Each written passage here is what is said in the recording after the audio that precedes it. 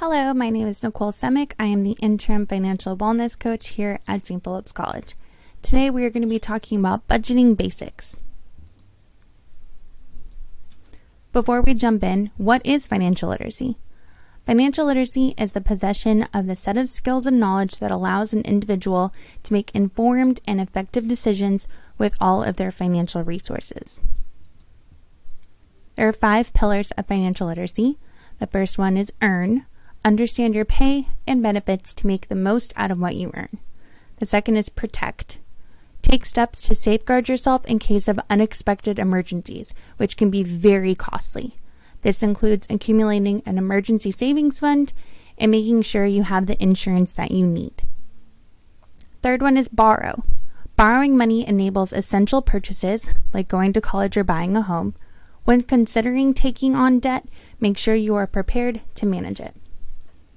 Fourth one is saving and investing. Save for future goals like buying a house or car or retirement. Invest not only in the knowledge it takes to become financially successful and free, but in your future by letting your money work for you. Fifth one is spend. When considering large purchases, determine whether it is a need or a want, and make sure you are living within your means. Be sure you are getting the best value for your purchase by shopping around and comparing your options. By the end of this video, you will have a better understanding of when to spend money and when to save it. So let's talk about budgeting. At the most basic level, a budget has 2 major components: income and expenses. The income section includes all the money you take in during the month. Do you get a paycheck from work? A social security check? Government benefits? Dividend distributions?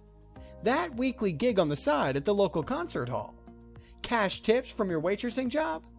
You get the idea. This first column includes anything and everything that comes in at a predictable amount and with consistency each month. So, let's move on to expenses. Expenses can be broken into a few parts. First, tally up all the essentials. Are there bills that come without fail each month?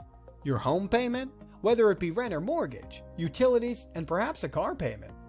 Other types of spending, which may be just as necessary but not as predictable, include food, clothing, and entertainment. And if your budget is in good shape, you can take your budget to the next level and include sections of expenditure for savings and for paying off debt. So a budget is a written tool to keep your finances on track and to allow you to set financial goals and make them achievable. Why have a budget? Budgets help you have control of your money. They help you achieve your life goals, help you plan for emergencies, and help develop and maintain healthy financial habits. What makes up a budget? In order to set up a budget, you first need to know all the various components that go into one. And the best place to begin is with your income, because your income is the biggest determining factor of how much money you'll have to work with in your budget. It's important that you take the time to calculate exactly how much you earn each month. For some people, however, this isn't so simple. Oftentimes, a person's income doesn't exclusively come from their salary or wages. It may also come from other sources, such as financial aid, child support, a pension, or Social Security benefits. To complicate matters further, sources of income may fluctuate from one month to the next. For instance, if your wages include tips or commission. So when calculating your income, be sure to take into account a monthly average of all your sources of revenue. Next, you're going to need to work out your expenditures. For most people, these can be broken into 3 clear categories: fixed expenses, variable expenses, and periodic expenses. Fixed expenses are all the things that you're obligated to pay for and whose prices are typically not negotiable. Common examples include rent, mortgage payments, insurance payments, car payments, and tuition. Your variable expenses, on the other hand, are a little more flexible. They include all the everyday expenses you're obligated to pay for, such as groceries and utilities, as well as the optional things like dining out and entertainment. To account for variable expenses on your budget sheet, you'll have to estimate the average. Lastly, there's periodic expenses, which include all those things that typically pop up once or twice throughout the year, such as medical expenses, repairs, gifts, auto registration, and any tax debt payments. These are the most difficult to estimate on a monthly basis, but it is important not to exclude them. Once you've tallied up your fixed, variable, and periodic expenses, you'll need to weigh them against your income to determine whether you're saving money, breaking even, or losing money. From there, you'll be able to draw up a budget that'll help you to keep track of your income and expenditures and to assure that you're staying financially ahead. Expenses. Mandatory or fixed expenses are those that you must pay each month. Some examples are insurance, car payments, rent, mortgage, loan payments, utilities, and so on. Discretionary or manageable expenses are things that you don't necessarily need but want because they're a part of your routine or lifestyle. Periodic expenses are those that you pay annually or quarterly instead of monthly, such as your vehicle registration. Variable expenses are those that change in proportion each time they are due, such as your electric bill or your water bill, which changes based off of how much you use that month. The 50-30-20 rule. This rule states that you should spend up to 50% of your after-tax income on needs and obligations that you must have or must do. The remaining half should be split up between 20% for savings and debt repayment, and 30% to everything else that you might want. The rule is a template that is intended to help individuals manage their money and save for emergencies and retirement. The purpose of the 50-30-20 rule is to balance paying for necessities while being mindful of long-term savings and retirement. The 50-30-20 rule can be simplified by setting up automatic deposits, using automatic payments, and tracking changes in your income. The 50. Needs are those bills that you absolutely must pay and are the things necessary for survival. Half of your after-tax income should be used to cover your needs and obligations. If you are spending more than that on your needs, then you will have to either cut down on wants or try to downsize your lifestyle, perhaps to a smaller home or more modest car. Maybe carpooling or taking public transportation to work is a solution, or cooking at home more often instead of eating out at restaurants. Examples of needs include, but are not limited to, rent or mortgage payments, car payments, groceries, insurance and healthcare, minimum debt repayments, and utilities. The 30%. Wants are all the things you spend money on that are not absolutely essential. Anything in the wants bucket is optional if you boil it down.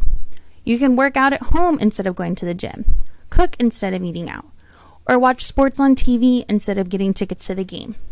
Examples of wants include, but aren't limited to, new unnecessary clothes or accessories, tickets to sporting events and or concerts, vacations, the latest electronic gadgets, subscriptions to streaming services such as Hulu, Spotify, Netflix, etc.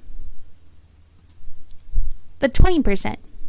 Try to allocate 20% of your net income to savings and investments. You should have at least 3 months of your savings on hand in case you lose your job or an unforeseen event occurs. After that, focus on retirement and meeting other financial goals down the road. Examples of savings could include creating an emergency fund, setting up a savings account, making debt repayments beyond the minimum payments, and investing in the stock market. iGrad is a free platform for you guys. Once you have signed up on your dashboard, if you go under Tools, you will see all of the different resources for you, and one of them is a budgeting tool. You can use this QR code or go to www.spc.igrad.com and make a free account using your school email address. Once you've logged in and get to your dashboard, you can see that there are resources for you guys. If you click on the Topics tab, you can see that on the left, budgeting is one of the very first things to pop up for you. On the budgeting tab, there's lots of different articles, infographics, and videos for you guys. Under the tools, as you can see, there is the scholarship search, the student loan snapshot, but in the second row, you can see the budgeting tool. The iGrad budget tool breaks down your spending for you and shows you how much you have left over every month. This is called your monthly net. Keep in mind that you will need some money left over every month to cover your annual expenses, such as your vehicle registration. On the iGrad tool, it has different drop downs for you, so you can put in all of your expenses every single month, and you will see on the right hand side that the income, the savings and goals, and the expenses amounts will change, as well as the monthly net once you start putting those numbers in, and it will show you how much money you have left over every month. Now you should have a better understanding of when we should be spending money and when we should be saving it. Again, my name is Nicole Semick. I am the Interim Financial Wellness Coach here at St. Philip's. My email address is nsemick@alamo.edu, and the phone number to my office is listed here. For more information, you can visit our website. You can type in the URL that you see there, or just search for financial literacy on the search bar on the SPC website. You can also follow us on Instagram, SPC Financial Literacy. You can always email me or come by SLC 102 if you have any questions, if you would like to have a one-on-one consultation, or just need help with budgeting or finances.